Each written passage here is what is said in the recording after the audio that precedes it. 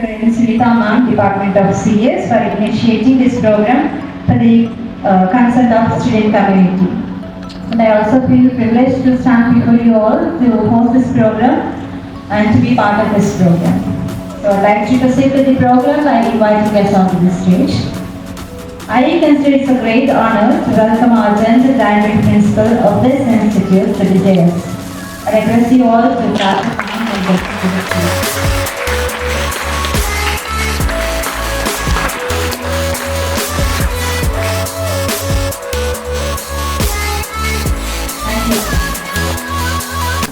With equal amount of passion, I am profoundly delighted to take an opportunity to invite special person who has not only reached the pinnacle of her profession but also paved the way for countless others throughout her distinguished career. She has been a tireless advocate for justice, renowned for her thoughtfulness, compassion, and her approach towards law. Will you please join me in welcoming our today's honorable chief guest, Dr. Justice Dr. Radha Rani garu to the dais.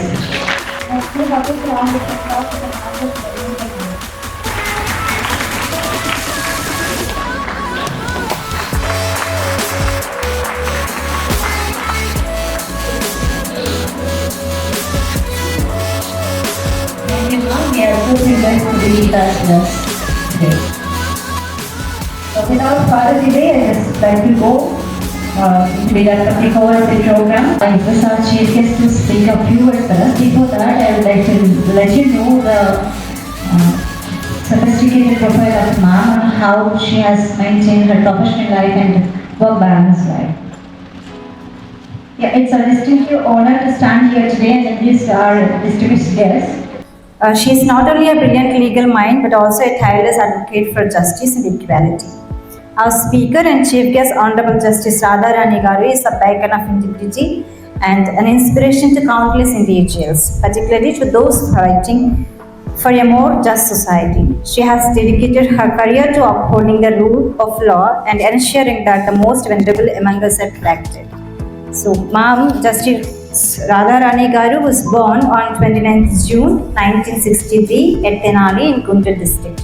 Her matriculation has been completed from Andhra University in 1976 to 77. Her intermediate from VRS College, Tenali.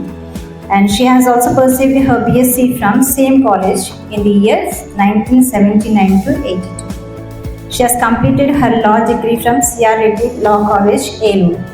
She further pursued her Master of Law from Osmania University in the year 1990 to 2001, Hyderabad.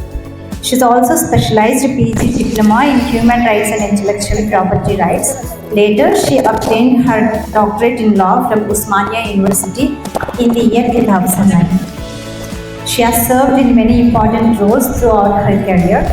In 1989, she has enrolled as advocate with Bar Council of India on 10th 8th 1989 and practiced at Eluru, West Godavari district, Vijayawada. In 1998, she has selected through direct department as assistant public prosecutor and joined into services and worked in Hyderabad. In 2007, she has got selected to direct department and additional public prosecutor grade 2 and also worked as additional public prosecutor grade 2 at Eluru, West Godavari district. In 2008, she has worked as additional legal advisor in Director General Anti-Corruption Bureau in 2008, Hyderabad. In 2008, she also selected to direct recruitment as a district and sessions judge. Ma'am has also worked as an additional district and sessions judge at Ongolu Prakasham district. It's a long, big profile. She has built her career in such a beautiful way. Ma'am has also worked as an additional district judge sessions at Ongolu Prakasham district. She has worked as an additional Metropolitan Sessions Judge, Hyderabad, worked as Principal Judge, ABC Court, Hyderabad, worked as Third Additional Chief Judge, City Civil Courts, Hyderabad. She has worked under following positions as First Additional District and Sessions Judge, Madak District, Sangareddy. And there are plentiful of positions that she has been occupied throughout her career. Ma'am, such a beautiful and long, sophisticated profile that you have built throughout your life. We appreciate you and it's inspiration for all of us, ma'am. Yeah, it shows that your deep commitment and service to the society and your concern as an activist. Thank you, ma'am, for inspiring all through your profile. And now that I would request you to come to the podium and give us, make us or let us aware of certain rights that we as girls have in society to protect as it is as a girls. Thank you, ma'am. Please come forward. The principal, Srimati B. Annapurna Garu, the staff and students of Government Institute of Electronics. Very good afternoon to all of you. యాక్చువల్గా తెలుగులో మాట్లాడితే కంఫర్టబుల్గా ఉంటుంది అనుకుంటాను మీ అందరికీ కూడా. నాకు కూడా 10th క్లాస్ చదివే గ్రాండ్ డాటర్ ఉంది, మనవరాలు మీ అంత అమ్మాయి. ఒక టీనేజ్ పిల్లలే, మీరందరూ కూడా టీనేజ్లో ఉన్న పిల్లలు, బిలో 20 years ఉంటారు అందరూ అని కూడా చెప్పారు మేడం. 15 to 20 years మధ్యలో ఉంటారు మీరందరూ కూడా ఆల్మోస్ట్. ఈ టీనేజ్ పిల్లలు ఎదుర్కొనే సమస్యలు, రకరకాల సమస్యలు, మీరు ఫేస్ చేస్తున్న ప్రాబ్లమ్స్ ఎలా ఉంటాయి అన్నది అది మీరే బాగా చెప్పగలుగుతారు నాకంటే. మీ సమస్యలు ఏంటో మీకు తెలుసు కానీ నాకు తెలియవు కదా. నాకు జనరల్గా చట్టాలు ఏముంటాయి అట్లాంటివి చదువుకొని లాయర్లం అయ్యాము, జడ్జీలం అయ్యాము, అవన్నీ వేరు. కానీ మేము మనందరికీ కూడా బేసిక్ కాన్స్టిట్యూషన్, రాజ్యాంగం అనేది ఉంది. కాన్స్టిట్యూషన్ అన్ని లాస్, ఏ లా తయారు చేయాలన్నా కూడా constitution is the mother root. అక్కడి నుంచి మొదలవుతుంది. అన్నీ కూడా మనం చేసే చట్టాలన్నీ కూడా కాన్స్టిట్యూషన్తో సరిపోవాలి. దాని లేకపోతే ఏ చట్టాలైనా కూడా గుర్తుపారేయచ్చు, ఇది సరిగ్గా లేదు అని చెప్పి. ఆ కాన్స్టిట్యూషన్ గురించి కొంచెమన్నా తెలిసి ఉండాలి. మీరు చదువుకొని ఉంటారు 10th క్లాస్లో, 8th, 9th, 10thలో వీటిల్లో బేసిక్గా కాన్స్టిట్యూషన్లో ఫండమెంటల్ రైట్స్ అని, directive principles of state policy అని ఉంటుంది. ఎలా ప్రెసిడెంట్, ప్రైమ్ మినిస్టర్ వీళ్ళందరి డ్యూటీస్ అవన్నీ కూడా కాన్స్టిట్యూషన్లో ఉంటాయి. హైకోర్టు, సుప్రీంకోర్టు, జడ్జెస్, మన ఎలా ఎగ్జిక్యూటివ్, జ్యుడిషియరీ, వీటిలాగా లెజిస్లేచర్ అని చెప్పి 3 ఆర్గాన్స్గా డివైడ్ అయిపోయింది. వీటిలో ఒకళ్ళకొకళ్ళు కలిసి ఎలా పనిచేయాలి. వీటిలో fundamental rights they are very important for all the citizens. అందరూ సిటిజన్స్కి కూడా అప్లై అయ్యాయి.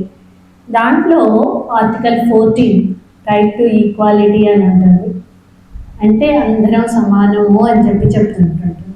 రైట్ టు ఈక్వాలిటీ, అందరూ సమానమే అంటే జెండర్ ఈక్వాలిటీ అన్ని విధాలుగా, క్యాస్ట్, క్రీడ్, సెక్స్, రిలీజియన్ వీటి బేసిస్ మీద కూడా మనుషుల్ని డిఫరెన్షియేట్ చేయకూడదు, వేరువేరుగా ట్రీట్ చేయకూడదు అని చెప్పి చెప్తూ ఉంటుంటుంది. ముఖ్యంగా మనకి అప్లికబుల్ అయ్యేది జెండర్ డిస్క్రిమినేషన్. జెండర్ డిస్క్రిమినేషన్ అంటే ఆడ మగ తేడాలు చూపించకూడదు అని చెప్పి మన రాజ్యాంగం చెప్తూ ఉంటుంటుంది. ఆ చూపించకుండా మన తల్లిదండ్రులు మిగిలిన వాళ్ళు పెంచుతున్నారా, మా తల్లిదండ్రులు మిగిలిన అన్ని చోట్ల కూడా ఇన్స్టిట్యూట్స్ ఎక్కడైనా కూడా ఆడ మగ తేడా చూపిస్తున్నారా, వీళ్ళకి ఎక్కడైనా ఏ ఇబ్బందులన్నా ఉంటున్నాయా అంటే కాన్స్టిట్యూషన్ మనకి ఇస్తున్న basic right to equality. Right to equality తర్వాత పాజిటివ్ డిస్క్రిమినేషన్ చేయొచ్చు అంటుంటారు ఆర్టికల్ 15 తరఫున. ఆర్టికల్ 15 ఏమని చెప్తుంటుందంటే ఈక్వల్ ఆడపిల్లలకి జాబ్స్, ఆపర్చునిటీస్ అన్నిటిలో కూడా ఈక్వల్గా ఉండాలి, ఆడపిల్లలకు కూడా సమాన అవకాశాలు ఉండాలి అని చెప్పి చెప్తూ ఉంటారు. సమాన అవకాశాలు అంటే మగపిల్లలతో సమానంగా మనకు కూడా ఏ ఇన్స్టిట్యూట్లో అయినా సీట్లు ఇవ్వాలి, ఎక్కడైనా. ఇది కేవలం మగపిల్లలకి మాత్రమే అని చెప్పి చెప్పడానికి గవర్నమెంట్లో వీల్లేదు. అన్ని ఆడపిల్లలకు కూడా ఇవ్వచ్చు, ఏదైనా చదువుకోవచ్చు. ఒకప్పుడు ఈ పాలిటెక్నిక్లు, ఈ ఇంజనీరింగ్లు ఇవన్నీ ఎక్కువ మగపిల్లలే చదువుకునేవాళ్ళు. కానీ ఇప్పుడు ఆడపిల్లలు కూడా బాగా వస్తున్నారు.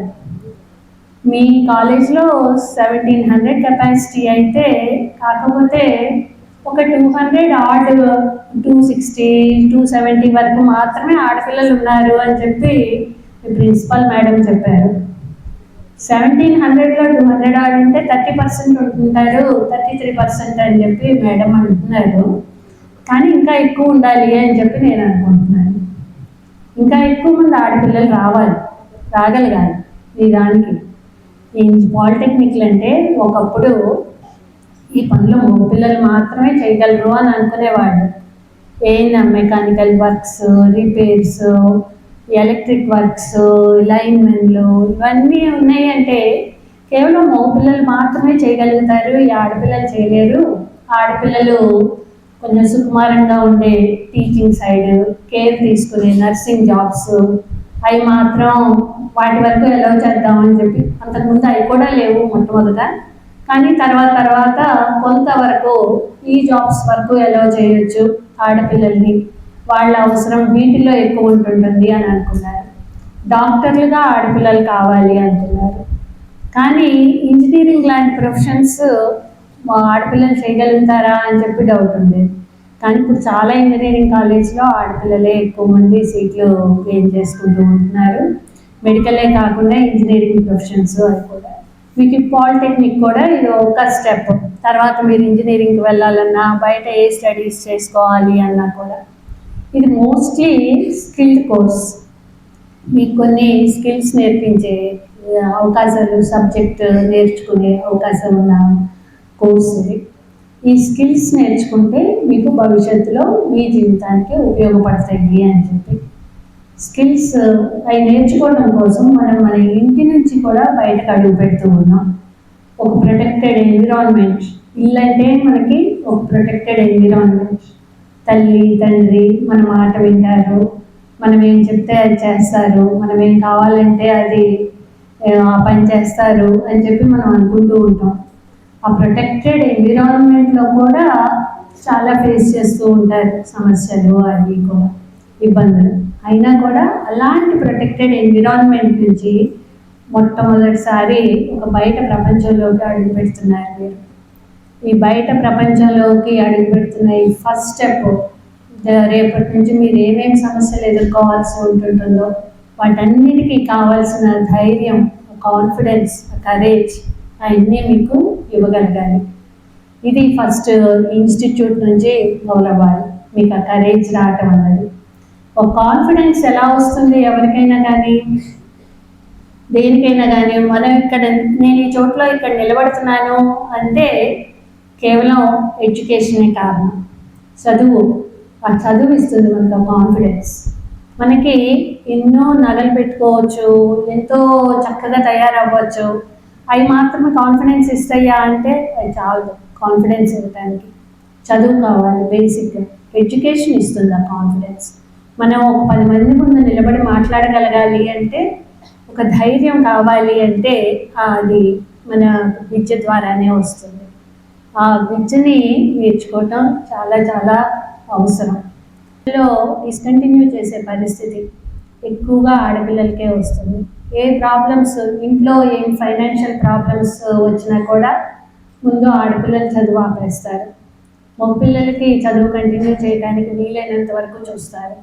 ఎందుకని, తర్వాత వాళ్ళకి ఉద్యోగం వస్తే వీళ్ళని చూసుకుంటారు, మమ్మల్ని చూసుకుంటారు అని చెప్పి ఒక దాంతో ఆడపిల్లలైతే పెళ్లి చేసి ఇంకొక ఇంటికి పంపించేయాలి, కాబట్టి వీళ్ళకి మళ్ళీ కట్నాలు ఇవ్వాలి, కాబట్టి వీళ్ళకి చదువు ఆపేసేసి వీళ్ళని ఇంతటితో కూర్చోబెడదాం పోనీ అనుకుంటారు. అవి ఏ సమస్యలన్నా వస్తాయి. ఆ సమస్యలు వచ్చినప్పుడు ఎలా రియాక్ట్ అవుతారో కోవిడ్ పీరియడ్ మనకి బాగా నేర్పించింది. కోవిడ్ పీరియడ్ వచ్చేసరికి జాబ్స్ చాలా వరకు కట్ అయిపోయింది. జాబ్స్ కట్ అయిపోయిన వాటిలో ముఖ్యంగా ఎఫెక్ట్ అయింది ఆడపిల్లల జాబ్సే ఎఫెక్ట్ అయిపోయింది. వాళ్ళని ఇంట్లో కూర్చోబెట్టారు. ఇంట్లో పవర్టీకి తోడు ఇంటిని ఎలా మేనేజ్ చేయాలా అనే సమస్యలు ఇవన్నీ చాలా ఎక్కువైపోయాయి. వాటన్నిటిని ఎదుర్కోవాలి అన్నా కూడా మనకి చదువు ఎంత ఇంపార్టెన్సో గుర్తించి వీటిని వీలైనంత వరకు మధ్యలో ఆపబాకండి. అది కంటిన్యూ చేయడానికి ప్రయత్నాలు చేయండి. పేరెంట్స్ని కన్విన్స్ చేసుకోవటం కానీ, స్కాలర్షిప్స్ తెచ్చుకోవటం కానీ, మనం ఎప్పుడైతే చదువులో ముందుకెళ్తామో, చదువులో బ్రైట్గా ఉన్నామని అనుకుంటామో, ఈ పిల్లలు అప్పుడే మన సమస్యలకు ఒక సొల్యూషన్ దొరుకుతుంటుంది. మనకు కూడా కాన్ఫిడెన్స్ లెవెల్స్ ఇంక్రీజ్ అవ్వాలి అంటే చదువుకోవడం అన్నది ఖచ్చితంగా చాలా చాలా అవసరం. నాకు కూడా చిన్నప్పుడే 15 ఏళ్ళకే పెళ్లి చేసేసారు మా అమ్మ వాళ్ళు. ఆడపిల్లలకి పెళ్ళి అన్నది ఫస్ట్ ఆబ్స్టికల్. మనం పైకి ఎదగాలి అనుకుంటున్న వాళ్ళకి పెళ్లి చేసాము అంటే చదువు ఆగిపోతుంది. చదువు ఆగిపోయి సంసారం చూసుకోవాల్సిన పరిస్థితి వస్తుంటుంది. దాని తర్వాత పిల్లలు కూడా పుట్టారంటే ఇంకా కష్టమైపోతూ ఉంటుంటుంది. ఇంకా ఆ సుడిగుండంలో అన్నట్లు చిక్కుకుపోతాం. సంసారం అనే సుడిగుండంలో చిక్కుకుపోతాం. బాధ్యతలు ఎక్కువైపోతాయి. అలా చిన్నప్పుడే మనల్ని ఒక బాధ్యతల సుడిగుండంలో పడేసేస్తారు, చిన్నప్పుడే పెళ్లి చేయటంతో. అందుకని చిన్నప్పుడు పెళ్ళిళ్ళు చేయటాన్ని వీలైనంత వరకు మనం రెసిస్ట్ చేయాలి. ఎక్కడ ఎవరికి జరుగుతూ ఉన్నా కూడా ఆపాలి. ఎందుకది? చైల్డ్ మ్యారేజ్ రిస్ట్రెయింట్ యాక్ట్ ఉంది, అందుకోసమే. ఆడపిల్లలకి చదువుకోవాలి, వాళ్ళకి చిన్న వయసులోనే పెళ్ళిళ్ళు చేయకూడదు. వాళ్ళ మెచ్యూరిటీ లెవెల్స్ పెరగాలి, వాళ్ళకి వాళ్ళ గురించి, వాళ్ళ బాడీ గురించి ఒక అవగాహన ఉండాలి. ఉన్న తర్వాత వాళ్ళని వాళ్ళు మేనేజ్ చేసుకోవటం తెలియగాలి. అవతల ఒక సంసారాన్ని కూడా మేనేజ్ చేయగలగాలి, ఎదుటి వాళ్ళని అర్థం చేసుకోగలగాలి, ఒక కుటుంబంలో అడ్జస్ట్ అయిపోవాలి, ఒక మెచ్యూర్డ్ థింకింగ్ ఉండాలి. పిల్లల్ని పెంచాలంటే దానికి అవసరమైన శారీరకంగా అవసరమైన ఆడపిల్లల గ్రోత్ ఉండాలి. అవన్నీ ఉన్నప్పుడు మాత్రమే వాళ్ళు పిల్లల్ని కనగలుగుతారు, ఇవన్నీ చేయగలుగుతారు. అవన్నీ చెయ్యాలంటే దానికి తగిన వయసు ఉండాలి అని చెప్పి గవర్నమెంట్ కూడా నిర్ణయించింది. మన చిన్నప్పుడు అసలు ఇంకా పాతకాలంలోకి పోతే నెలల పిల్లలకి పెళ్ళిళ్ళు చేసేవాళ్ళు. ఆ తర్వాత పెళ్లి వయసుని 8 ఏళ్ళు వచ్చిన ఆడపిల్లలకి 8 ఏళ్లలోపు పెళ్ళిళ్ళు చేయాలి అన్నారు. ఆ తర్వాత పెళ్లి వయసు నెమ్మదిగా పెరుగుతూ 13 ఏళ్ళకి వచ్చింది. 13 ఏళ్ళ నుంచి 15 ఏళ్ళు, ఇప్పుడు 18 ఏళ్ళు. చట్టం ఏం చెప్తుంది? ఆడపిల్లలకి 18 ఏళ్ళు, మగపిల్లలకి 21 సంవత్సరాలు ఉంటే తప్పితే పెళ్లి చేయటానికి వీల్లేదు అని చెప్పి చట్టం చెబుతుంది. చట్టం అలా చెప్పినా కూడా చాలామంది తల్లిదండ్రులు వాళ్ళ పిల్లల పెళ్ళిళ్ళు ఇంకా అంతకంటే తక్కువ వయసులోనే చేస్తూ ఉన్నారు. చేస్తూ ఉన్నప్పుడు ఏం చేస్తుంది గవర్నమెంట్? రకరకాల డిపార్ట్మెంట్స్ ద్వారా child welfare, women and child welfare department అని ఉంది. వాటి ద్వారా ఎక్కడన్నా ఇన్ఫర్మేషన్ జరుగుతుంది అని చెప్పి తెలిస్తే వాటిని ఆపటానికి ట్రై చేస్తున్నారు. ఆపి కౌన్సిలింగ్ ఇస్తారు. పేరెంట్స్కి కౌన్సిలింగ్ ఇచ్చి అప్పుడే చేయబాకండి అమ్మాయికి పెళ్ళి, ఒక అమ్మాయిని నిర్ణయించుకోనివ్వండి, నిర్ణయించుకోగలిగిన తెలివితేటల అమ్మాయికి రానివ్వండి, చదివించండి అని చెప్పి కంటిన్యూ చేయించండి అని వాళ్ళకి ఒక కౌన్సిలింగ్ ఇచ్చి ఆపుతున్నారు. ఆపి ఆ వయసు వచ్చిన తర్వాతే పెళ్ళిళ్ళు చేస్తున్నారు. మనకి కాన్స్టిట్యూషన్ ఇచ్చిన ఇంకోటి రైట్ టు ఫ్రీ ఎడ్యుకేషన్.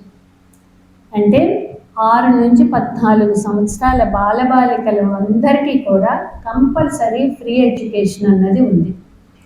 అంటే అందరికీ కూడా గవర్నమెంట్ స్కూల్స్లో ఫ్రీగా చదువు చెప్పాలి. ఈ 6 నుంచి 14 సంవత్సరాల లోపు బాలబాలికలందరికీ కూడా ఇట్స్ దేర్ ఫండమెంటల్ రైట్.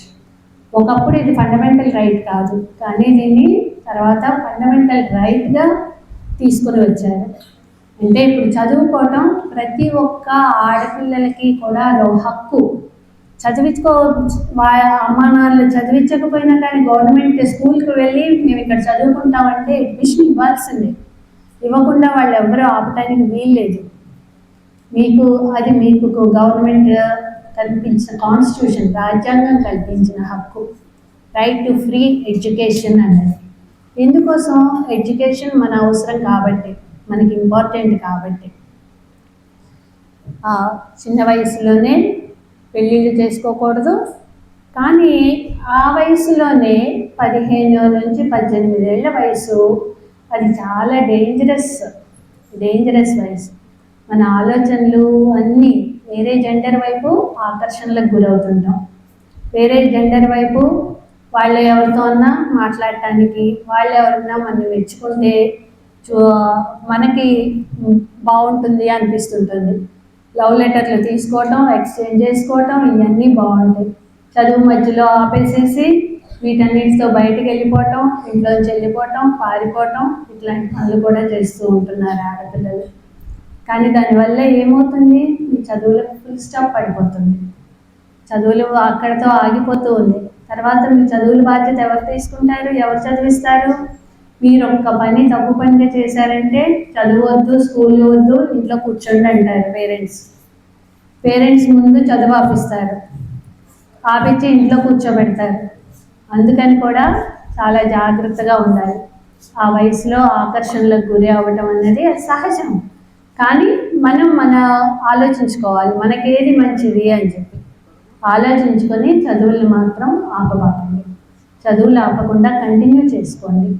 చదువులు ఆపుకొని ఎక్కడికన్నా వెళ్ళిపోయేంత పిచ్చి పనులు లాంటి అసలు చేయబాకండి. అది ఇంకొకటి next child marriage restraint act గురించి చెప్తూ ఉన్నాము. You are having a right to free education అన్నది చెప్తూ ఉన్నాము. You are having right to equality, right to have equal opportunities.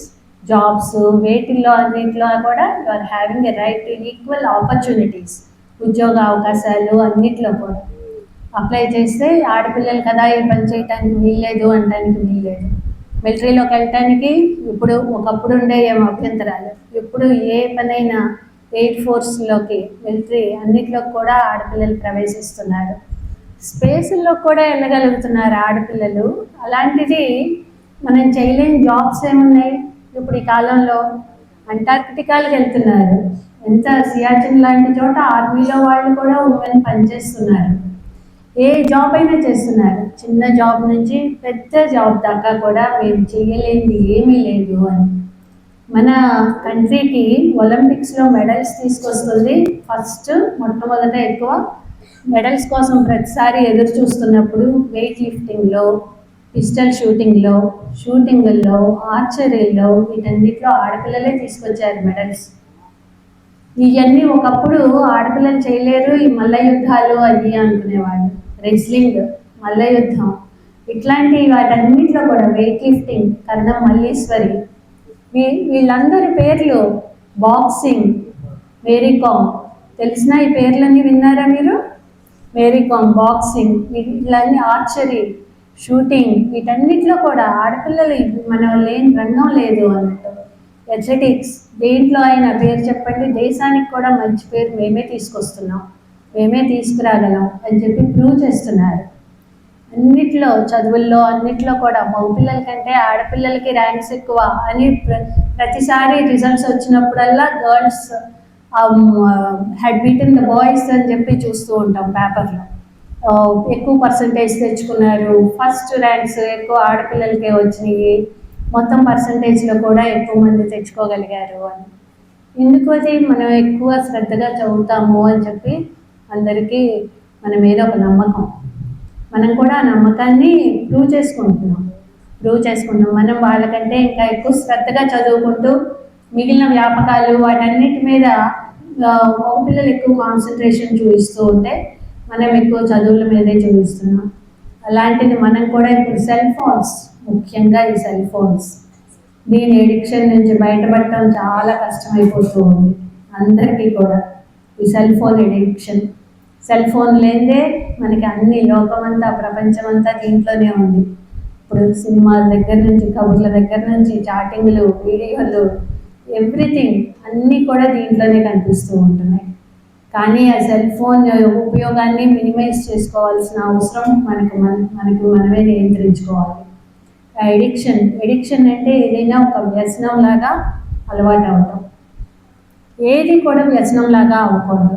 అది ఒక ఇన్స్ట్రుమెంట్ అనేది మన మంచికి ఉపయోగపడాలి, మన డెవలప్మెంట్కి ఉపయోగపడాలి. అంతేకాని అది ఒక వ్యసనం లాగానో ఏదైనా తయారైపోతే అది మన బలహీనత అవుతుంది. అది మనం బలంగా ఉపయోగించుకోవాలి. దీన్ని చదువులకు ఉపయోగించుకోండి, తెలుసుకోవడానికి ఉపయోగించుకోండి, మీ నాలెడ్జ్ గెయిన్ చేసుకోవడానికి ఉపయోగించుకోండి. ఏఐ లాంటి టూల్స్, ఇప్పుడు ఏఐలో కూడా స్పెషలైజ్ కోర్సులు చేస్తున్నారు. ఏఐ లాంటి టూల్స్ మనం రకరకాలు చేసే ప్రొఫెషన్స్ కూడా ఎలా ఉపయోగపడుతున్నాయి అనేది తెలుసుకోండి. అంతే తప్పితే దీని ఎడిక్షన్లో పడిపోయి సినిమాలు ప్రపంచం అనుకుంటూ అలా ఎవరెవరితోనో ఇష్టం వచ్చినట్లు మాట్లాడటము అవి చేయబాకండి. చేస్తే no problem I don't need a chair.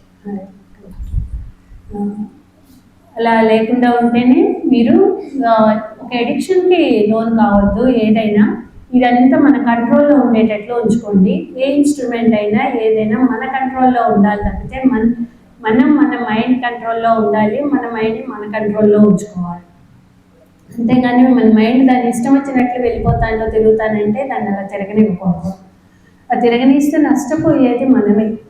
రకరకాల సినిమాలు చూస్తూ ఉంటున్నాం, అన్నీ బయటలో ఏం జరుగుతుందో ఎలా జరుగుతుందో. ముఖ్యంగా ఆడపిల్లల్ని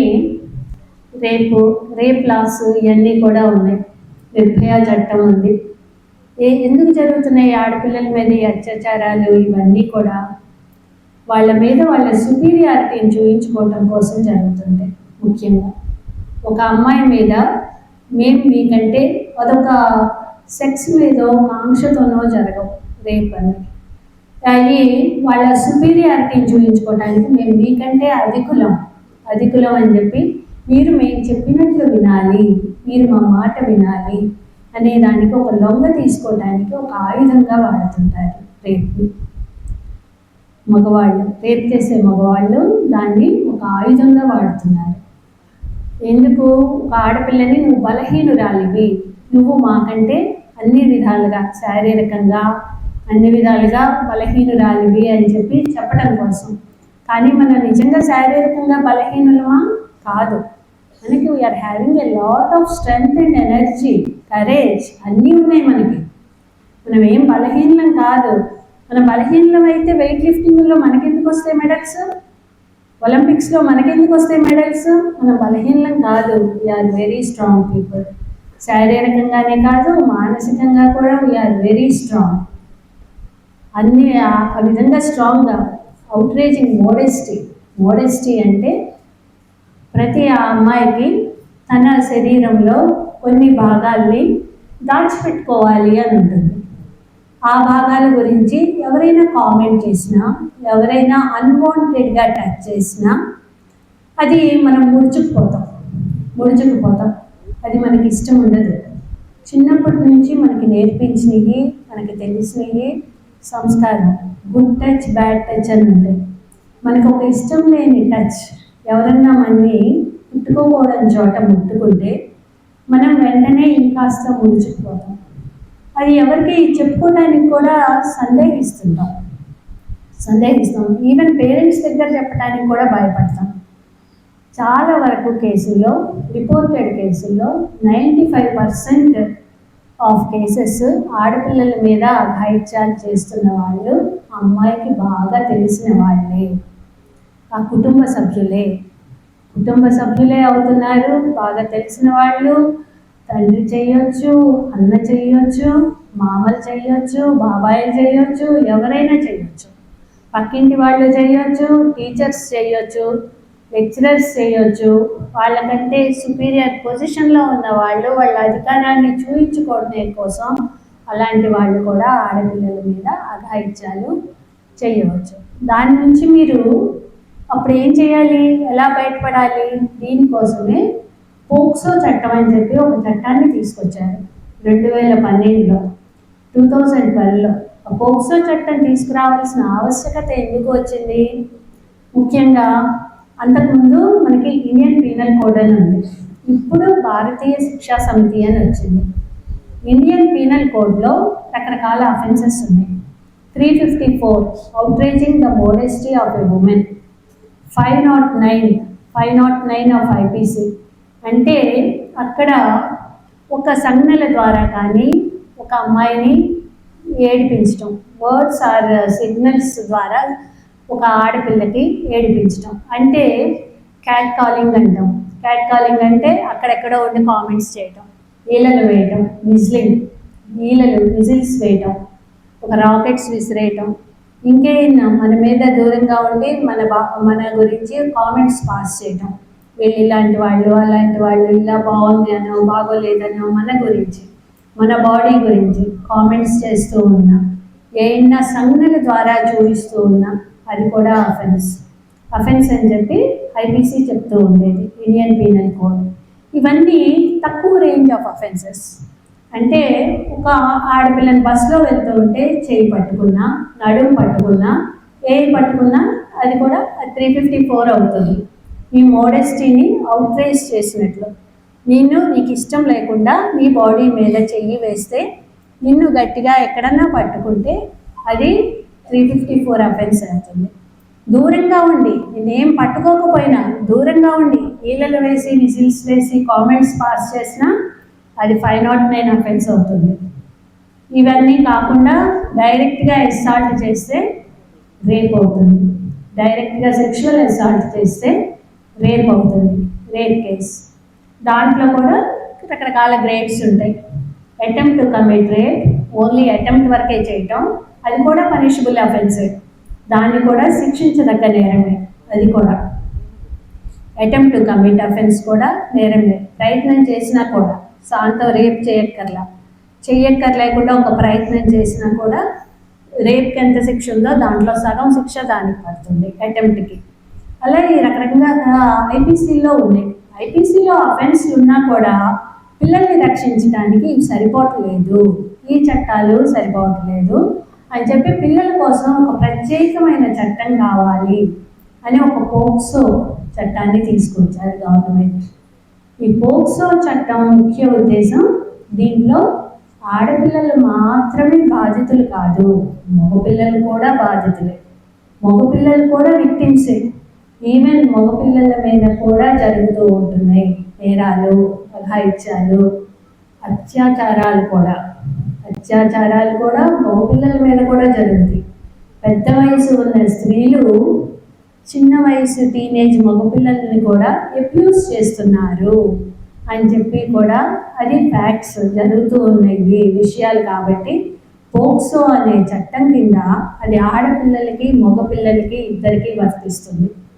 అలాగే నేరం చేసే వాళ్ళు కూడా వాళ్ళ ఆడపిల్లలు అవ్వచ్చు, మగపిల్లలు అవ్వచ్చు.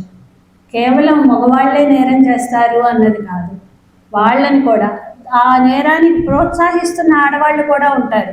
ఒక మగవాడు రేప్ చేస్తూ ఉంటే ఆ మగవాడిని ప్రోత్సహిస్తున్న ఆ కుటుంబ సభ్యులు, ఫ్రెండ్స్, ఇంకెవరన్నా ఉన్నారనుకోండి, మగపిల్లలే అవ్వచ్చు, ఆడపిల్లలైనా అవ్వచ్చు, వాళ్ళు కూడా శిక్షార్హులు, వాళ్ళు కూడా సమానంగా శిక్షార్హులు. రేప్ చేసే వాళ్ళు ఎంతో, వాళ్ళు కూడా ఈక్వల్గా శిక్షార్హులు అని చెప్పి ఆ చట్టం చెప్తూ ఉంటుంటుంది.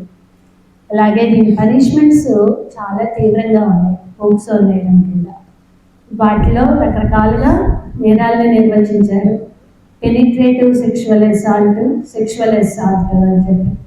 పెనిట్రేటివ్ సెక్షువల్ అసాల్ట్ అంటే రేప్, పెనిట్రేటివ్ కాని సెక్షువల్ అసాల్ట్ అంటే అటెంప్ట్ చేయటం వరకు. దానికి ఒక టైప్ ఆఫ్, దాంట్లో ఇలా కాకుండా చైల్డ్ పోర్నోగ్రఫీ, పిల్లలకి చైల్డ్ పోర్న్ అంటే బ్లూ ఫిలిమ్స్ అన్న మాట విన్నారా మీరు?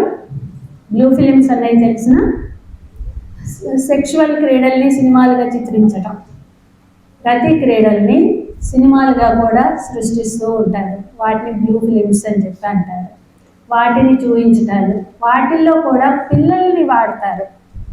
పిల్లలని మీద పోర్న్కి ఉపయోగించి పిల్లల్ని పోర్న్గా వీడియోస్ చేసి బయట పబ్లిసిటీలు, వీడియోస్ చాలా రిలీజ్ అవుతూ ఉంటున్నాయి ఇంటర్నెట్లో, అట్లాంటి మాధ్యమాల్లో. వాటికి పిల్లల్ని వాడటం చాలా నేరం. పిల్లలకి బ్లూ ఫిలిమ్స్ చూపించడం నేరం. పిల్లలకి అట్లాంటి సర్క్యులేట్ చేయటం అయినా, వాళ్ళ దగ్గర ఉన్న ఫోన్లో అలాంటి వీడియోస్ ఉన్నా కూడా నేరమే. అలా వీడియోస్ ఉన్నా కూడా ఎవరన్నా తెలియకుండా ఫార్వర్డ్ చేసినా మీ దాంట్లో డిలీట్ చేసుకోకుండా అలాగే ఉంటే అదొక నేరం అవుతుంది. ఇవన్నీ కూడా చాలా తీవ్రమైన నేరాలుగా గుర్తించి వాటికి పనిష్మెంట్స్ డెత్ పెనాల్టీ దాకా ఉన్నాయి. అన్నిటికంటే ముఖ్యమైనది పోక్సో చట్టంలో burden of proof. A case అయినా ఎవరైనా మనం నేరం ఆరోపిస్తే ఆ ముద్దాయిని మనం ఇన్నోసెంట్ అని చెప్పి నమ్ముతాం. ఆ కేసును ప్రూవ్ చేయాల్సిన బాధ్యత ప్రాసిక్యూషన్ మీద ఉంటుంది. అంటే ఎవరైతే నేరం ఆరోపిస్తున్నారో వాళ్ళు ఈ నేరం జరిగింది, ఆ ముద్దాయే ఈ నేరం చేశారు అని చెప్పి ప్రూవ్ చేయవలసిన బాధ్యత ప్రాసిక్యూషన్ మీద ఉంటుంది. జనరల్గా అన్ని కేసుల్లో కూడా, ఏ కేసులు ఐపీసీ కేసులు జనరల్గా మెజారిటీ ఆఫ్ కేసెస్లో. కానీ పోక్సో చట్టంలో ఒక ఒక అమ్మాయి కానీ ఒక చైల్డ్, ఎవరైనా ఒక చైల్డ్ ఒకళ్ళ మీద ఆరోపణ చేస్తే ఆ నేరం నేను చెయ్యలేదు అని ప్రూవ్ చేసుకోవాల్సిన బాధ్యత వాళ్ళ మీద ఉంటుంది. అది చాలా పెద్ద బర్డెన్. ఆ burden, shifting of burden of proof అన్నది పోక్సో చట్టంలో చాలా ముఖ్యమైన మార్పు తీసుకొచ్చారు గవర్నమెంట్. ఒక్కసారి ఎవరైనా ఒక కేసులో ఎవరైనా తన్ని ఇలా చేశారు అని ఏ చైల్డ్ అయినా కానీ కంప్లైంట్ ఇచ్చారు అంటే దాంట్లోంచి నేను చెయ్యలేదు అని చెప్పి బయటపడవలసిన బాధ్యత వాళ్ళ మీద పెట్టారు. వాళ్ళు ప్రూవ్ చేసుకోగలగాలి మేము ఈ నేరం చెయ్యలేదు అని చెప్పి. ఆ బర్డెన్ ఆఫ్ ప్రూఫ్ అన్నది చాలా చాలా ఇంపార్టెంట్. దానివల్లే ఈ కేసుల్లో శిక్షలు ఎక్కువ పడుతున్నాయి వాళ్ళు ప్రూవ్ చేసుకోలేకపోతే. కానీ అలా అని ఫాల్స్ కంప్లైంట్ ఇస్తే కంప్లైంట్ చేసిన వాళ్ళు కూడా శిక్షార్హులే. ఈ కేసుల్లో ఎవరన్నా తెలిసి జరుగుతుందని చెప్పి తెలిసి రిపోర్ట్ చేయకపోతే అది కూడా శిక్షార్హమైన నేరం. ఈ కేసుల్లో రిపోర్టింగ్ చాలా వరకు జరగట్లేదు. పిల్లల మీద జరుగుతున్న అత్యాచారాలు, నేరాలు వీటిల్లో రిపోర్టింగ్ జరగట్లేదు. ఇంట్లో వాళ్ళే చేస్తే ఇంట్లో వాళ్ళే కప్పిపుచ్చుతున్నారు. వాళ్ళ పరువు పోతుందని, మిగిలిన వాళ్ళ పరువు పోతుందని అలా కప్పిపుచ్చుతున్నారు. అందుకని ఆ రిపోర్టింగ్ చెయ్యకపోతే అది కూడా ఒక నేరం అని చెప్పారు. అంటే ఒక డాక్టర్ దగ్గరికి ఎవరన్నా ఒక అమ్మాయిని వాళ్ళ తల్లి తీసుకొని వెళ్ళింది అనుకోండి, మా అమ్మాయికి ఇలా ప్రాబ్లం ఉంది, ఏదైనా సమస్య వేసైనా దగ్గర ఏదైనా గైనిక్ ప్రాబ్లం ఏదో వచ్చింది అన్నప్పుడు ఆ డాక్టర్ ఎగ్జామిన్ చేస్తే ఆ పిల్ల మీద కానీ వాళ్ళ మీద ఏదైనా అసాల్ట్ జరిగింది అని చెప్పి డాక్టర్ అనుకుంటే ఆ డాక్టర్ పోలీసులకు రిపోర్ట్ చేయకపోతే డాక్టర్ కూడా శిక్షార్హులు. అలాగే ఒక టీచర్ ఎవరన్నా వాళ్ళ జరుగుతుంది అని చెప్పి తెలిసి దాన్ని పోలీసులకు కంప్లైంట్ చేయకపోతే ఆ టీచర్ కూడా శిక్షార్హులు. వాళ్ళ మీద కూడా కేసు పెట్టవచ్చు. అలా మన పక్కింటి వాళ్ళకి తెలిసి ఇంకా ఎవరన్నా చూసి పిల్లల మీద ఏదైనా చేస్తూ ఉంటే ఎవరైనా చూస్తూ ఊరుకుంటే వాళ్ళందరూ కూడా శిక్షార్హులు. అందరికీ కూడా రిపోర్టింగ్ అన్నది కంపల్సరీ చేశారు ఈ పోక్సో యాక్ట్లో. రిపోర్టింగ్ కంపల్సరీగా చెయ్యాలి. ఆ రిపోర్టింగ్ చెయ్యాలి అంటే మాత్రం ఆ ధైర్యాన్ని ఆ పిల్లలే కూడా తీసుకోవాలి. ఈ మధ్య ఈ కాలేజీలోనే ఒక ఇన్సిడెంట్ జరిగింది. అమ్మాయి చెప్పలేకపోయింది అని చెప్పి నాకు మీ లెక్చరర్ గారు ఒకరు చెప్పారు. చెప్పలేకపోయింది, అందుకని మీరు ఆడపిల్లలకి ధైర్యం చెప్పండి కొంచెం అని చెప్పాలి. చెప్పకపోతే వాళ్ళు ఇంకో 10 మంది ఆడపిల్లల మీద చేస్తారు. ఆ చేసిన వాళ్ళు మనకి కంటే పై పొజిషన్లో ఉండొచ్చు, మన టీచర్లు అవ్వచ్చు, లెక్చరర్స్ అవ్వచ్చు. వాళ్ళు ఏయో ఒక లాభాలు కోరుకోవచ్చు మన దగ్గర నుంచి. మనం భయపెట్టవచ్చు, ఒక థ్రెటనింగ్ చేయవచ్చు, ఒక ప్రలోభ పెట్టవచ్చు, మీకు మార్కులు ఎక్కువ ఇస్తాం అనవచ్చు. అలా రకరకాల కారణాలు, ఏ కారణాల వల్లనైనా సరే వాళ్ళు మన ఒంటి మీద చెయ్యి వేశారు అంటే మనం గట్టిగా వెంటనే ఇన్ఫార్మ్ చేయాలి. ఎవరికి చేస్తామో, మనకు ఎవరి మీద అయితే నమ్మకం ఉంటుందో వాళ్ళకి చేయాలి. ముఖ్యంగా మీకు నమ్మకం ఉన్న టీచర్ దగ్గర చేయండి. లేకపోతే ఒక పిల్లలందరికీ కూడా ఒక సపోర్ట్ గ్రూప్స్ ఫామ్ చేయండి. సపోర్ట్ గ్రూప్స్ ఫామ్ చేసి ఆ గ్రూప్లో వాళ్ళు ఎవరికైనా వాళ్ళు చెప్పేటట్లుగా ఉండాలి. కనీసం ఆ గ్రూప్లో లీడర్స్ వాళ్ళు వచ్చి తర్వాత టీచర్కో వాళ్ళకో ఇన్ఫార్మ్ చేసేటట్లన్నా ఉండాలి. ఇలా జరుగుతుంది అని మీరు డైరెక్ట్గా టీచర్కి చెప్పుకోకపోయినా అలా సపోర్టింగ్ పిల్లలకి కొంత గ్రూప్స్ ఫామ్ చేసుకొని ఆ గ్రూప్స్లో వాళ్ళకన్నా వాళ్ళ ఇన్ఫర్మేషన్ షేర్ చేసుకునే విధానంగా వాళ్ళకి ఫ్రెండ్లీగా ఉండాలి, ఉండగలిగిన అట్మాస్ఫియర్ని కలగజేయాలి కాలేజెస్లో వీటిల్లో. ఈ పోక్సో చట్టంలో అది కూడా ఒకటి చాలా చాలా ఇంపార్టెంట్. దీంట్లో విక్టిమ్ ఎవరు అన్నది తెలియచేయరు. ఎనీ రేప్ కేసులో అవనివ్వండి, పోక్సోలో అవనివ్వండి, విక్టిమ్ పేరు కూడా బయట పెట్టడానికి లేదు. పేరు కానీ ఫొటోస్ కానీ బయట ఎవరికి చెప్పడానికి వీల్లేదు. ఒక కంప్లైంట్ ఇచ్చిన తర్వాత కంప్లైంట్లో కూడా రాయమని అడగడానికి కూడా వీల్లేదు. పోలీస్ ఆఫీసర్స్ కూడా నీ పేరేంటి, నీ తల్లిదండ్రుల పేరేంటి అన్నది రాయాల్సిన అవసరం లేదు. అవన్నీ ఎక్స్ ఇంటూ అని పెట్టుకొని కంప్లైంట్ ఇస్తారు. కంప్లైంట్ ఇచ్చి అలాగే రిజిస్టర్ అవుతుంటుంది. కోర్టులో ఈ చాలా కోర్టు ఫ్రెండ్లీ ప్రొసీజర్స్ ఈ యాక్ట్లో పెట్టారు. అంటే డైరెక్ట్గా ముద్దాయిని ఈ విక్టిమ్ చూడవలసిన అవసరం కూడా లేదు. చూస్తే భయపడతారు, థ్రెటన్ చేస్తారు, సాక్ష్యం చెప్పనివ్వరు అని చెప్పి అసలు వాళ్ళని కోర్టులో కూడా మాకు కూడా సేమ్ కోర్టు హాల్ అంటే ఇలాగే మా కోసం పోరాడాలి అని చెప్పి రాసుకున్నాం మనం కూడా. అదొక స్టేట్స్ అన్నిటికీ కూడా, ప్రతి స్టేట్ గవర్నమెంట్కి కూడా డైరెక్ట్ ఇలాంటి దానికోసం అందరం కూడా కలిసి సమాజం ఆ విధంగా పోరాడానికి తోడ్పడాలి అని. యూనిఫామ్ సివిల్ కోడ్ అవసరం చాలా ఉంది. ఒక్కొక్కరికి ఒక్కొక్క రకమైన చట్టం ఎందుకు అప్లికబుల్ అవ్వాలి? ముస్లింలు అయితే ఇప్పటికీ కూడా వాళ్ళ పర్సనల్ లాస్ ప్రకారం 4 పెళ్లిళ్ళు చేసుకోవచ్చు. ఒక పురుషుడు 4 స్త్రీలని ఒకేసారి విడాకులు ఇవ్వకుండానే చేసుకోవడానికి వాళ్ళ పర్సనల్ లా అనుమతిస్తుంది. కానీ హిందువుల్లో డైవోర్స్ తీసుకున్నాకే ఇంకో పెళ్లి చేసుకోవాలి. ఇది మన హిందూ పర్సనల్ లా చెప్తుంది. క్రిస్టియన్ మ్యారేజెస్లో కూడా వాళ్ళకి డైవోర్స్ తీసుకున్నాకే చేసుకోవాలి. అక్కడ కూడా కాకపోతే అక్కడ పెళ్ళిళ్ళు ఎవరికి చేస్తారు? చర్చిలో చేస్తారు, చర్చిలో రిజిస్ట్రేషన్ చేస్తారు. ముస్లింలకు ఎక్కడ చేస్తారు? కాజీలు అన్న వాళ్ళు రిజిస్ట్రేషన్ చేస్తారు, కాజీలు వాళ్ళు కండక్ట్ చేస్తారు. హిందూస్కి రిజిస్ట్రార్ ఆఫీస్లోనే చేస్తారు. 2 రకాలుగా చేసుకోవచ్చు. స్పెషల్ మ్యారేజ్ యాక్ట్ అని ఒకటి ఉంది, హిందూ మ్యారేజ్ యాక్ట్ అని ఒకటి ఉంది. అంటే వేరే వేరే మతస్థులు కులస్తులు పెళ్ళిళ్ళు చేసుకోవాలంటే దానికి ప్రొవిజన్ ఉందా అంటే దానికి స్పెషల్ మ్యారేజ్ యాక్ట్ ఉంది. స్పెషల్ మ్యారేజ్ యాక్ట్ కింద రిజిస్టర్ చేసుకొని పెళ్ళిళ్ళు చేసుకోవచ్చు. కాకపోతే దానికి 1 month బిఫోర్ నోటీస్ ఇవ్వాల్సి ఉంటుంది.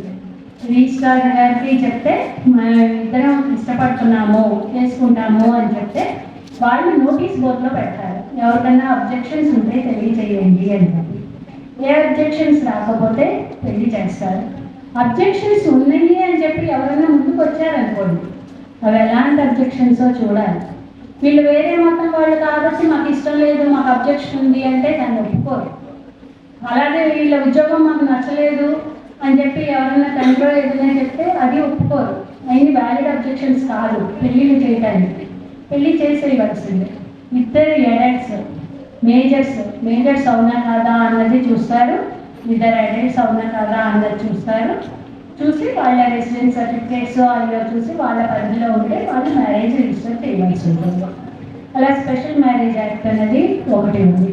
ఈ సక్సెషన్ యాక్ట్లో దీంట్లో తల్లిదండ్రుల ఆస్తిలో ఆడపిల్లలకి మగపిల్లలకి సమానంగా హక్కులు లేవు. ఇప్పుడు మీకు కట్నం ఇచ్చాం కదా మేము ఇవ్వం హక్కు అంటానికి వీల్లేదు మీ తండ్రులు.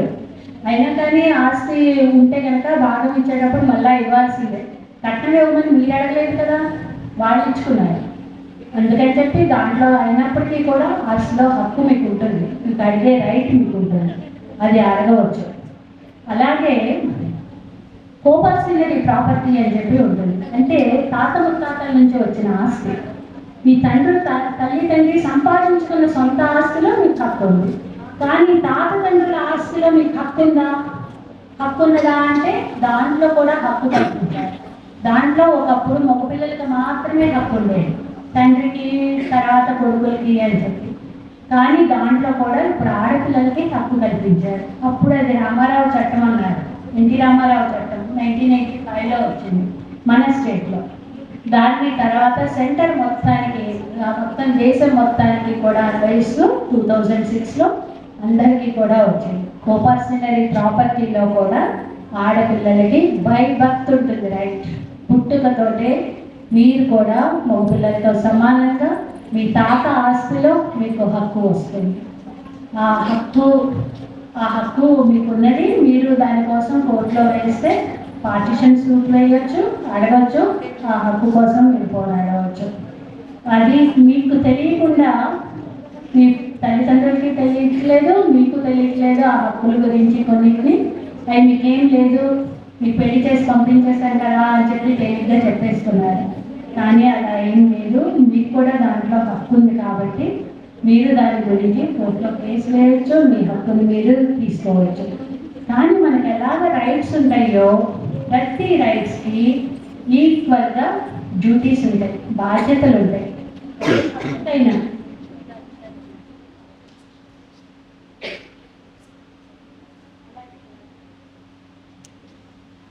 ఏ హక్కుకైనా ఈక్వల్గా రైట్స్కి ఈక్వల్గా డ్యూటీస్ ఉంటాయి, బాధ్యతలు ఉంటాయి. బాధ్యతలు అంటే ఒక హక్కు వచ్చినప్పుడే దాంతో పాటు రిలేటివ్గా బాధ్యత అనేది ఉంటుంది. ఏంటి మీ బాధ్యత? తల్లిదండ్రుల్ని చూసుకునే బాధ్యత. మగపిల్లల్ని కావాలని తల్లిదండ్రులు ఎందుకు కోరుకుంటున్నారు? వాళ్ళు పెళ్ళయ్యాక, పెద్దవాళ్ళు అయ్యాక, ముసలి వాళ్ళు అయ్యాక తమను చూసుకుంటారు, తమకు పిండం పెడతారు అని చెప్పి ఒక నమ్మకం వాళ్ళకి. అందుకని చెప్పి మగపిల్లవాడైతేనే మామూలు చూసుకుంటాడు అని చెప్పి అనుకుంటారు. కానీ ఆడపిల్లలకు కూడా ఆస్తిలో హక్కు ఎప్పుడైతే అడుగుతున్నామో తల్లిదండ్రులను చూసుకోవాల్సిన బాధ్యత కూడా మీ మీద ఉంటుంది. ఉన్నప్పుడు మేము పెళ్ళయ్యాం కదా, అది అన్న బాధ్యత కదా, తమ్ముడి బాధ్యత కదా, అది మాది కాదు అని చెప్పి అనడానికి వీల్లేదు. మీరే మీ తల్లిదండ్రులని పెద్ద వయసులో చూసుకోలేని పరిస్థితులు వాళ్ళు ఉంటే, వాళ్ళు చూసుకోలేని పరిస్థితుల్లో వాళ్ళు ఉంటే మీరే చూసుకోవాలి. వాళ్ళని తీసుకొచ్చి ఇంట్లో పెట్టుకోవాలి, వాళ్ళని సరిగ్గా చూసుకోవాలి. ఓల్డేజ్ హోమ్లో వదిలేయటం కాదు మన పెద్దవాళ్ళని. ఆ బాధ్యత ప్రతి రైట్కి ఈక్వల్గా డ్యూటీస్ ఉంటాయి. ఆ డ్యూటీస్ ఫండమెంటల్ రైట్స్ ఎలా ఉంటాయో ఫండమెంటల్ డ్యూటీస్ అని కూడా కాన్స్టిట్యూషన్లో ఉన్నాయి. అలా కాన్స్టిట్యూషను, చట్టాలు, మ్యారేజ్ యాక్ట్, డైవోర్సు, సక్సెషన్ యాక్ట్, రకరకాల చట్టాలు మీకు ఉపయోగపడేవి, మీరు తెలుసుకోదగ్గవి చాలా ఉన్నాయి. ఈ చట్టాల గురించి ఆడపిల్లలందరూ కూడా ఒక అవేర్నెస్తో ఉండాలి. ఒక అవేర్నెస్ మీకు తెలిసి ఉండాలి, వాటిని ఇంప్లిమెంట్ చేసుకోగలిగిన ధైర్యం ఉండాలి, వాటిని అవసరమైతే ఎన్ఫోర్స్ చేసుకోగలగాలి, వాటిని ఎలా చేసుకోవాలో, ఎవరి ద్వారా ఎలా చేసుకోవాలో ఒక సపోర్ట్ సిస్టమ్ ఉండాలి మీకు. ఆ సపోర్ట్ సిస్టమ్ని పెంచుకోవాలి. ఆడపిల్లలంటే ఒకళ్ళకొకళ్ళు నెగిటివ్గా వెనక్కి లాగేవాళ్ళుగా ఉండకూడదు. మనం ఒకళ్ళకొకళ్ళు పెద్ద సపోర్ట్ గ్రూప్ లాగా ఉండాలి.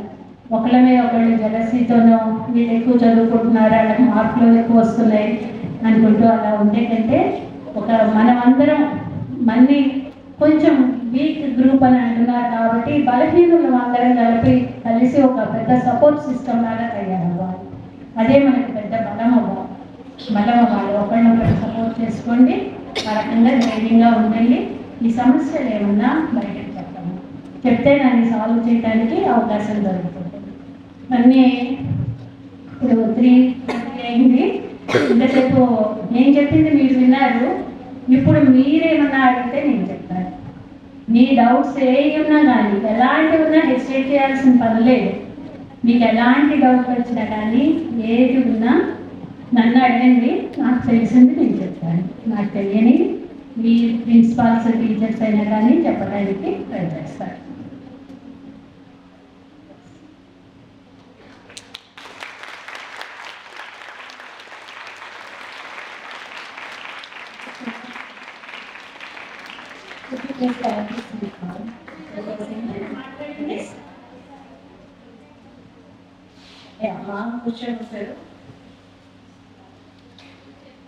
నచ్చిన డౌట్స్ మీకు ఇంకా తెలుసుకోవాలన్న డౌట్స్ అన్ని మాటలు అడగచ్చు. Before that the talk was so gentle enough that people like the students were so enthusiastic to know what all about the rights and duties. అర్థమైందా? టాక్ మంచిగా అనిపించిందా? చాలా బాగా చెప్పారు కదా మేడం. ఒక ఫ్లోలో, జెంటిల్ ఫ్లోలో, డివైన్గా ఉంది టాక్. మనకి కావాల్సిన కొన్ని చట్టాల గురించి మనకి చాలా చక్కగా వివరించారు. దాన్ని బట్టి మాకి I feel very privileged to thank you, ma'am. We will be ever grateful for your part. The school that is very surprised for me. Yeah. Before the interaction session, before we get into the interaction session, I just wanted to ask Sunita ma'am, please come forward and address the gallery and let us know how the talk is relatively comparatively interactive and awareness, how the talk has created an impact on girls.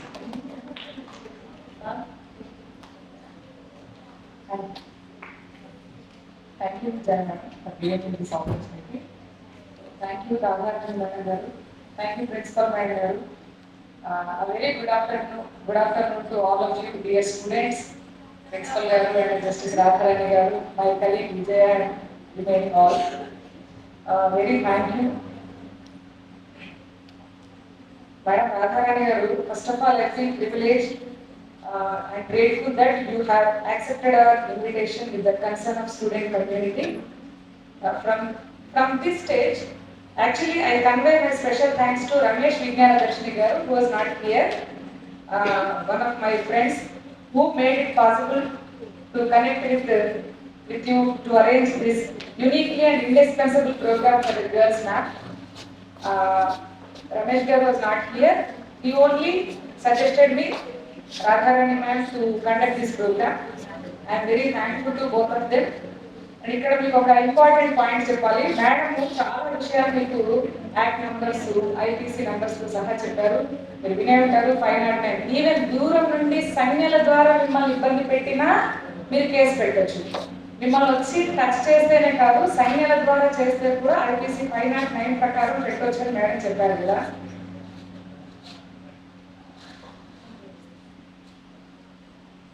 So మీరు ఇవన్నీ కూడా గుర్తు పెట్టుకొని మీరు ధైర్యంగా, ఇక్కడ POCSO అనే చట్టం గురించి మేడం చెప్పారు. పోక్సో గురించి ఏం చెప్పారు మేడం? వేరే కేసెస్ లో అయితే మనం కేసు పెడితే మనమే ప్రూవ్ చేయాలి కదా, అతను తప్పు చేశాడని. ఇక్కడ అలా కాదంట మేడం, ఒక పాయింట్ చెప్పారు. ఏం చెప్పారు? మనం కేసు పెట్టినా ప్రూవ్ చేసుకోవాల్సింది అతనే. తప్పు నేను చెయ్యలేదు అని ప్రూవ్ చేసుకోవాల్సింది అతనే. కాబట్టి మీరు అస్సలు భయపడద్దు, మీరు చాలా ధైర్యంగా ముందుకు వచ్చి చేయాలి. అయితే ఒక చిన్న కరెక్షన్ ఉంది మేడం. ఇక్కడ మన కాలేజీలో జరగలేదు ఇష్యూ, ఒక నైబరింగ్ కాలేజీలో జరిగింది. అక్కడ ఒక అమ్మాయిని, అంటే సమ్వేర్, మీకు కొంతవరకు ఐడియా ఉంటుంది సమ్వేర్ అనేది, ఒక చిన్న incident happened that somebody within the college only somebody molested that girl for 2 to 3 days I think, but she could not say outside, she could not say loudly to anybody. తనలో తాను చాలా suffer అయ్యి ఒక డ్రామాలోకి ఆమె వెళ్ళింది పాపం. తర్వాత ధైర్యం చేసుకొని చెప్పగలిగింది. అలాంటి పరిస్థితి మీకు రాకూడదని ఈ సెషన్ మేము అరేంజ్ చేశాము. మీరు ధైర్యంగా చెప్పొచ్చు. ఇంకా బెస్ట్ సజెషన్ ఏంటంటే, మీరు 100కి డయల్ చేశారనుకోండి, ఇంకా మిమ్మల్ని ఎవరు ఫోర్స్ కూడా చేయలేరు వెనక్కి తీసుకోమని. ఇప్పుడు మనం ఎక్కడో ఎవరికో చెప్పి వాళ్ళు సబ్సైడ్ చేయడానికి ట్రై చేయడము, ఇవన్నీ ఏముండవు ఇంకా మీకు. అది ఇంకా సాల్వ్ అవ్వాల్సిందే అన్నాడు ప్రాబ్లం. అయితే ఈ ఐడియా కూడా మాకు ఎవరిచ్చారంటే, యాక్చువల్లీ మన దగ్గర ఒక CPS batch students, Benny and co, Priya, Saketh and these students freedoms అనే ఒక ప్రాజెక్ట్ టేకప్ చేశారు, ఒక పైలట్ ప్రాజెక్ట్. అదేంటంటే ఒక గ్రీవెన్స్ రిడ్రెసల్ సిస్టమ్ లాంటిది అనమాట. అంటే ఏదైనా గ్రీవెన్సెస్, ఫీడ్బ్యాక్స్ మన ఐడెంటిటీని డిస్క్లోజ్ చేయకుండా మనం చెప్పుకోవచ్చు. ఇప్పుడు ఈ భయం అంతా దేనికి? మనల్ని ఎవరైనా ఏదైనా చేస్తారనే కదా బయటకు వచ్చి చెప్పుకోలేని పరిస్థితి ఉంది. బయటకు మనం వస్తున్నామంటే మన ఐడెంటిటీ రివీల్ అవుతుంది కదా. సో రివీల్ అయినప్పుడు ఒక రకమైన జంక్ మనలో ఉంటుంది కదా.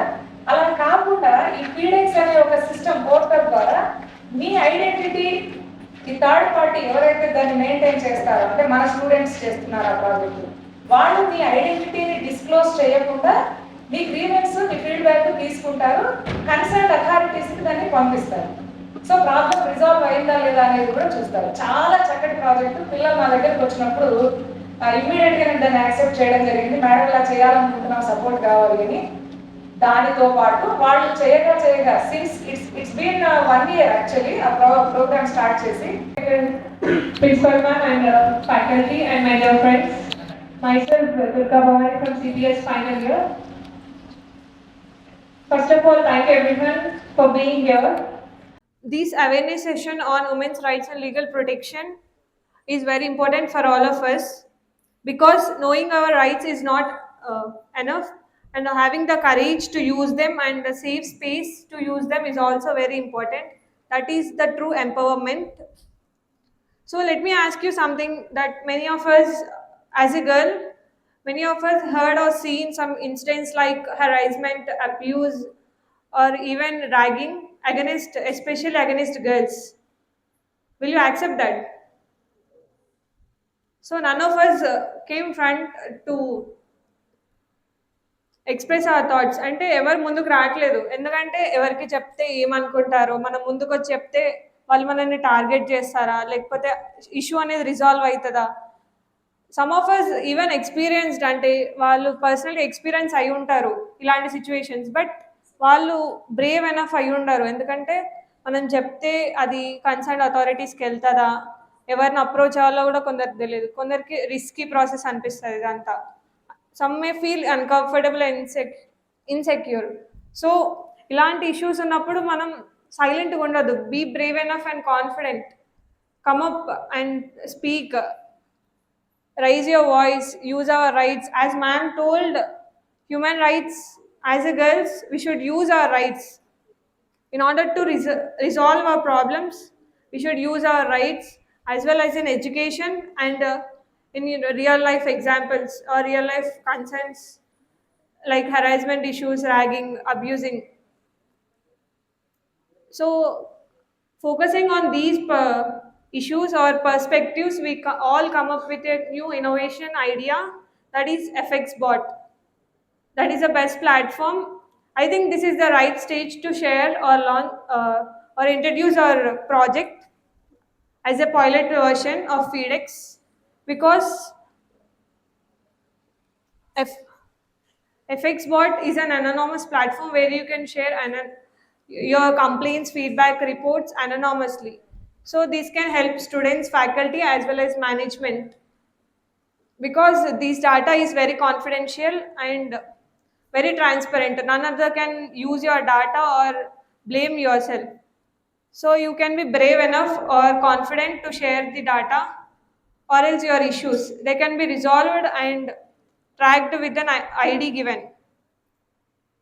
So I think this is the right platform where this thought connects to the human rights and legal protection. On behalf of FEDEX Polytechnic Community and Government Institute of Electronics, I'm very proud to announce that FXBot is going to launch very soon as a pilot version of FEDEX. So I believe every small step make a big difference in the future, right? So everybody use your voice, raise your voice and use your rights, so that users use a tool like FXBot, where it's going to launch very soon. Thank you for giving this opportunity. Thank you, ma'am. Thank you so much, Amma. So ఈ ఫీడెక్స్ అనేది మా రాధారాణి గారు, మీరు government polytechnic students క్రియేటివ్గా ఒక ప్లాట్ఫామ్ని develop చేశారు. Just like a starter project where in which students are very afraid and they are ambiguous when it comes to pose a question or pose some complaint. So అలాంటి భయం లేకుండా ఒక ప్లాట్ఫామ్ని ఏర్పాటు చేశారు, so that ఎవరైతే feedback ఇవ్వాలనుకుంటారో, comment చేయాలనుకుంటారో, complaint చేయాలనుకుంటారో ఆ పోర్టల్కి వీళ్ళు అది గ్రీవియన్స్ ఇచ్చేస్తే వీళ్ళు టేక్ కేర్ అనమాట. అలాంటి ఒక ప్రాజెక్ట్ని తయారు చేయబోతున్నారు స్టూడెంట్స్, చేశారు. అది పైలట్ స్టడీగా ఈ కాలేజ్లో రన్ అయిందనమాట. సో ఇది చాలా మంచి ఐడియా, వేరే నుంచి ఇది అన్ని డిపార్ట్మెంట్స్లో కూడా వర్క్ అవ్వచ్చు. ఇలాంటి క్రియేటివ్ ఐడియాస్తో మన ప్రాబ్లమ్స్ మనం సాల్వ్ చేసుకోవాలనే ఒక థాట్ని ఇప్పుడు ఈ ప్రాజెక్ట్ని ముందు పెట్టడానికి దానికి రీజన్ అనమాట. ఓకే.